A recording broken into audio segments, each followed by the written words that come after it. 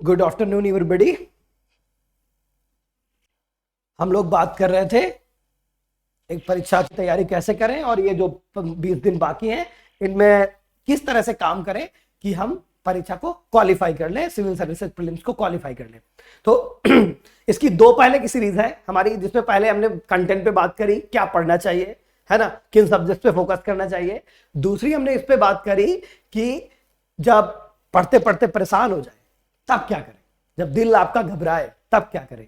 लेकिन उस सबसे अलग, सबसे खतरनाक बात क्या है मैं बताऊं, वो है डूम्स डे। हम लोग क्या करते थे कि डूम्स डे आने वाला, सिविल सर्विसेज के दिन को हम कयामत का दिन कहते हैं।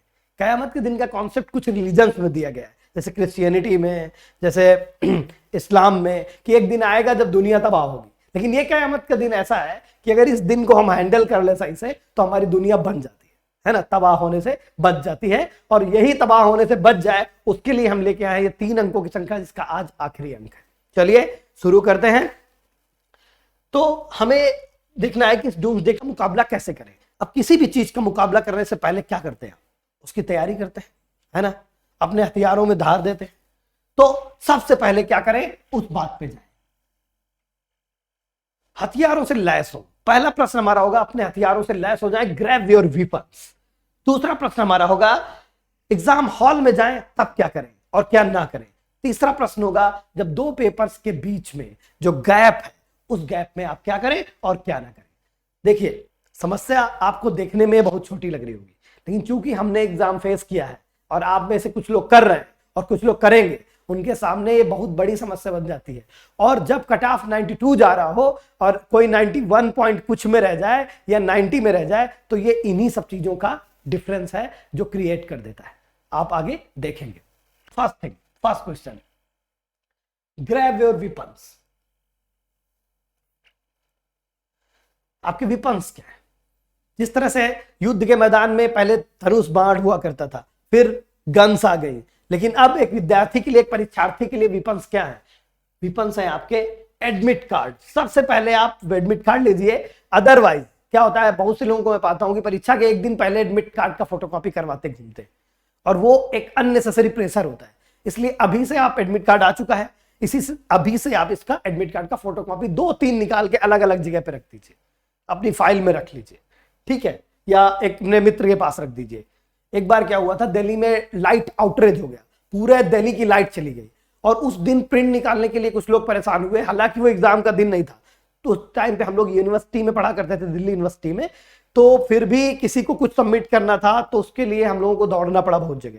तो अगर आप पहले से निकाल के रखे रहेंगे तो ऐसा दिन अगर आया तो उसका आप मुकाबला कर पाएंगे। पेंसिल और इरेजर लेना है आपको, अभी मैं बताऊंगा इसका क्या यूज है। आप सोच रहे होंगे यूज तो बॉल पेन का है, उसका क्या यूज है, तो ब्लू और ब्लैक बॉल पेन भी लेना है। अब आपको लग रहा होगा सबसे मुख्य यूज तो ब्लैक बॉल पेन का है। मैं पाता हूं एग्जाम सेंटर में बहुत से लड़के केवल एक ब्लैक बॉल पेन लेके आ जाते हैं, जो कि आपकी स्ट्रेटजी सीख ली है। एटलीस्ट उड़ान भर रहे हैं आप तो 2 इंजन तो होने ही चाहिए ब्लैक के ही, तो ब्लैक बॉल पेन एटलीस्ट 2 हो, बाकी ब्लू एक रख लीजिए। मैं बताऊंगा इसका यूज क्या है। रेड और ग्रीन पेन भी ले, फिर आपके दिमाग में यही बात हो जाएगी, रेड पेन चलाने का अधिकार किसने दिया आपको? वहां पे मैं बताऊंगा ग्रीन पेन, रेड पेन, सबका यूज क्या है मैं वो बताऊंगा, और इसी ग्रीन रेड की वजह से आपका मार्क्स बढ़ेगा, ठीक है। तो अब आपने अपने विपन्स इकट्ठे कर लिए। अगला स्टेप हमारा आता है कि हम अब आप निकल चुके अपने घर से, जा रहे हैं अपने परीक्षा हॉल की ओर। अब पहुंचे जब परीक्षा हॉल में, तब क्या करेंगे आप? देखिए, कोई किसी तरह का बॉक्स ले जाना अलाउड नहीं होता, इसलिए आप पेन्स को अलग से लेके जाइएगा, ठीक है।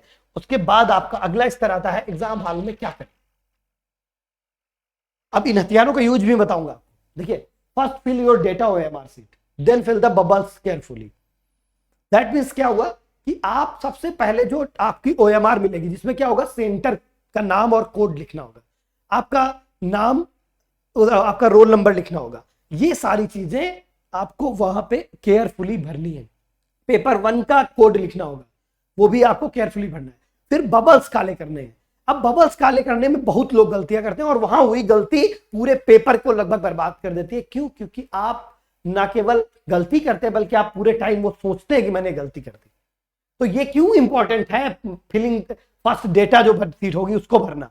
उसमें आप क्या करेंगे, सबसे पहले आपने जो एग्जामिनर बोला वो भर लीजिए। सेंटर नेम लिखा है, तो आपका जो भी सेंटर का नाम एडमिट कार्ड में है देखिए वहां भर दीजिए, जो भी रोल नंबर है वहां भर दीजिए। अब आप पेंसिल उठाइए, जो रोल नंबर और कोड नंबर के नीचे वो है, उनमें सबसे पहले आप एक लाइन से ऊपर देखिए और लाइन में जाइए और बगल वाली लाइन से मैच करते हुए उस पे पेंसिल से छोटा बिंदु रखिए। अब वो छोटे बिंदु सारे में रखने के बाद तुरंत ब्लैक पेन उठाइए, ब्लैक बॉल पेन। और ब्लैक बॉल पेन आपको कौन सा ले जाना है? आपको ब्लैक बॉल पेन ले जाना है मोटा वाला 0.7 वाला ब्लैक बॉल पेन। वो आता है मार्केट में, स्पेशली बनाया हुआ यूपीएससी जैसी परीक्षाओं के लिए, काला करने के लिए, बबल्स भरने के लिए। देन केयरफुली भरिए। अभी अगर मान लीजिए पॉइंट भरते वक्त गलत हो जाए तो जब आप दोबारा काला कर रहे हो तो भी देखिए उसको कि आप सेम काला कर रहे हो तो डबल चेक हो गया। ठीक है, तो ये इसकी महत्व है। उसके बाद अब आपको क्वेश्चन बुकलेट मिल जाएगी। क्वेश्चन बुकलेट मिलने के बाद कहा जाएगा कि थोड़ी देर बाद खोलिए, तो आप क्वेश्चन बुकलेट के ऊपर अपना रोल नंबर भर लीजिए। उसके बाद बुकलेट खोलिए। अब क्या करना है आपको? सबसे पहले पेज से आखिरी पेज तक देख डालिए। इसके दो फायदे। पहला फायदा यह है कि अगर आपकी बुकलेट कहीं डैमेज है तो आप उसको तुरंत बदलवा सकते हैं, फर्स्ट फायदा। दूसरा फायदा यह है कि आप जानते हैं ना, परीक्षा में पॉजिटिव और सकारात्मक एटीट्यूड से आगे बढ़ना बहुत जरूरी है। अगर आपने क्या किया, सकारात्मक एटीट्यूड नहीं रखा वहां, और शुरू में सपोज करिए शुरू में आपके आ गए सवाल, किसके सवाल आपके आ गए पॉलिटी के, और आपकी पॉलिटी उतनी स्ट्रांग नहीं है, या इकोनॉमी उतनी स्ट्रांग नहीं है। हो सकता है लास्ट में बहुत इजी सवाल दिए हो, है ना, तो बुकलेट पलटने से आपको अंदाजा लग जाता है पेपर का कि लास्ट में इजी सवाल भी हो सकते हैं। ठीक है, फर्स्ट थिंग। सेकेंड थिंग, अब इसके बाद क्या हो गया? अब आप क्वेश्चन सॉल्व करना शुरू करिए, स्टार्ट करिए। अब क्वेश्चन सॉल्विंग में क्या ध्यान देना है? फर्स्ट राउंड आप जाइए और ब्लू पेन से टिक मारते हुए जो जो आपको आ रहा है चले जाइए। अब जो छोड़ रहे हैं आप उसको क्या करिए, ग्रीन पेन से कर दीजिए। सपोज करिए आपने क्वेश्चन नंबर 1 2 3 मारा और 4 छोड़ दिया, नहीं आ रहा था कि सेकेंड राउंड में मारूंगा, फिर छठा पांचवा मारा और उसके बाद 8वां छोड़ दिया, फिर 10वां छोड़ दिया। ऐसे अगर छोड़ते जा रहे हैं बीच में, तो उनको अगर डिफरेंट कलर के पेन से आप राउंड कर देंगे क्वेश्चन नंबर को, तो वो आपको आगे याद रहेगा। जब आप अगली बार आएंगे तो वो क्वेश्चन ढूंढने नहीं पड़ेंगे आपको, ये यूज करेंगे आप ग्रीन पेन का। ठीक है, अब आप पहले राउंड में ये सारे चीज कर लिए। अब पहले राउंड में करने के तुरंत बाद अब आपका टाइम भी देखते जाइए। अब पेंसिल उठाइए और अपनी ओएमआर में बिंदु कम से कम जरूर बना लीजिए क्वेश्चन के साथ, कि कौन सा क्वेश्चन है, कौन सा बिंदु, कौन सा क्वेश्चन, कौन सा बिंदु। छोटा छोटा बिंदु रखना पेंसिल से, बस, जो आपकी क्वेश्चन एमआर होगी। ठीक है, अब उसके बाद क्या करना है, आपको सेकेंड राउंड में आना है। अब वही ग्रीन वाले सवाल आपको देखने हैं। अब इसमें भी आपको अगर कुछ सवाल नहीं आ रहे हुए तो उनको रेड से काला राउंड कर दीजिए। अब करते आप जब थर्ड राउंड में आएंगे तो फिर आपको यही प्रोसेस वहां पेंसिल से फिर करना है और फिर थर्ड राउंड में पहुंचना है। तो दोबारा फिर क्या करेंगे आप, अब केवल आप रेड वाले सवाल ढूंढेंगे, अदरवाइज फिर आपका 2 से 3 मिनट खत्म हो जाता है केवल सवाल ढूंढने में। अब वहां बिंदु लग चुके हैं आपके पास। ठीक है, अब आप पेन उठाइए और उनको काला करते जाइए। लास्ट के कम से कम 7 8 10 मिनट रखिए, इसके लिए 10 मिनट कम से कम रखिए। पहले वाले राउंड के पहले चाहे तो काला कर ले, या लास्ट के 10 मिनट रखिए। ठीक है, अब आप अगर काला करेंगे तो फिर से क्वेश्चन मिलाएंगे। नहीं तो होता क्या था कि अगर आप पहले काला कर लेते हैं तो क्या प्रॉब्लम होती थी कि केवल डायरेक्ट काला करने में 2 से 3 सवाल, कई बार तो 4 सवाल लोगों ने गलत काले कर दिए, आ रहे थे गलत काले कर दिए। जहां एक एक पॉइंट और एक एक निगेटिव मार्किंग का मतलब है, वहां ये बहुत बड़ी मुद्दा बन जाता है, बहुत बड़ी बात बन जाती है। अब इसके बाद आप अगर इस तरह से चलाएंगे तो आपको थोड़ा फायदा मिलेगा, आपके जो सिली मिस्टेक्स हैं वो नहीं होंगी, और आपका डर भी नहीं रहेगा। आपको ये पता है कि बिंदु मेरा रखा हुआ है, एटलीस्ट मैं बिल्कुल तेजी से भी काला कर सकता हूं। केवल काला करना और 100 बबल्स ना, मोटा पेन है तो एक बार ऐसे रखते हैं और ऐसे कर देते हैं, हो जाता है। ठीक है, उसके बाद क्या, उसके बाद क्या नहीं करना। एग्जाम हॉल में जाइए तो बिल्कुल भी पैनिक मत करिए, घुसिए, टॉयलेट देख लीजिए घुसते वक्त ही कि टॉयलेट कहाँ है। अदरवाइज अगर इन बिटवीन कभी जाना पड़ा टॉयलेट तो दिक्कत होती है। इससे अच्छा है कि आप जाके टॉयलेट देखिए और सेल्फ रिलीज करिए, खुद को रिलीज कर लिया, क्योंकि जाने आने में आपके 5 से 7 मिनट चले जाएंगे, तो पहले ही रिलीज कर लीजिए खुद को। और टॉयलेट वगैरह देख भी लिया तो एक मेंटल टेंशन ये नहीं है कि बीच में मेरे को टॉयलेट लगेगी तो मैं कहाँ जाऊंगा, तो उसके लिए पैनिक नहीं होना है, रस नहीं करना है बहुत ज्यादा कि तुरंत मिले तुरंत सारा पेपर उड़ा दो। Don't rush, don't think, don't guess. Paper मिलने से पहले आप बिल्कुल थिंकिंग को थोड़ा रोक दीजिए, शांत हो जाइए। ठीक है, और उसके बाद गेस भी मत करिए क्या आएगा क्या आएगा, अरे जो आने वाला है तुरंत आ ही रहा है। तो don't panic, don't rush, don't think, don't guess, ये फॉर्मूला डोंट्स के लिए आप लागू रखिए। ठीक है, अगला स्तर हमारा क्या है? हमारा अगला स्तर है प्रथम। अब प्रथम प्रश्न पत्र आप दे चुके, अब आपका द्वितीय प्रश्न पत्र होने वाला है, ठीक है। अब इसके बीच में आजकल एक समस्या देखी गई है कि बहुत से लोग फेल हो रहे हैं द्वितीय प्रश्न पत्र में। उसकी वजह आना कम है, मतलब आना का मतलब एबिलिटी का रोल वहां नहीं है, वहां रोल है मैनेजमेंट का कि आप करते क्या है। मैंने पाया कि बहुत से लोग जाते हैं और जीएस पेपर दे के आके वहीं चेक करने लगते हैं। सपोज करिए, अब वहां चेक तो आप कर सकते नहीं है, कुछ कुछ कोचिंग वाले की भी डाल देंगे तुरंत, इवन पेपर से आप निकलेंगे की दिखने लगेगी आपको, ठीक है। तो ऐसे इंस्टीट्यूट से भी सावधान रहिए, कम से कम उनकी की देखिए जो कम से कम आपके सीसैट के पेपर के जवाब बाद निकले तब की डालें। कम से कम 2-3 घंटे के समय लेके पेपर उन्होंने सॉल्व किया हो। कितना भी बड़ी संस्था हो, तुरंत नहीं कर पाते लोग, और आप ये बात जानते हैं कि इसमें कितना डिफरेंस पाया गया है। और मान लीजिए आपका सवाल सही है और उसको लोग गलत बता रहे हैं, तो वो आपको अगर वहां चेक करने बैठे, छोड़ दीजिए, उसको बैग में डाल दीजिए, कुछ ध्यान नहीं देना है, पहला चीज।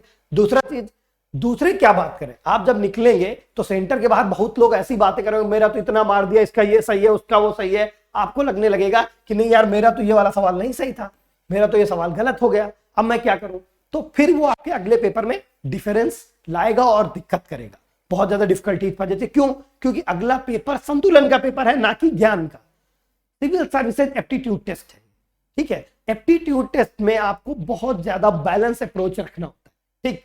अब क्या है, अगर पॉसिबल हो ये सब करने के बाद तो आप क्या करें, रेस्ट लें और पॉसिबल हो, क्योंकि उस टाइम नींद नहीं आती। लेकिन नींद नहीं आती इसका मतलब ये नहीं कि आप रेस्ट नहीं कर सकते। रेस्ट लेने का मतलब आराम से शांत दिमाग रखें। और कई लोगों को मैं पाता हूं कि वहां मैथ्स और रीजनिंग सीखने लगते हैं। आप ये बताइए, जो चीज अगर जिंदगी भर में आप करते हैं वो चीज आप वहां 2 घंटे, आधे घंटे, 1 घंटे में क्या सीख लेंगे, और उसकी चक्कर में बहुत पैनिक हो जाते हैं। तो ये मैथ रीजनिंग सीखने की वहां कोशिश मत करिएगा।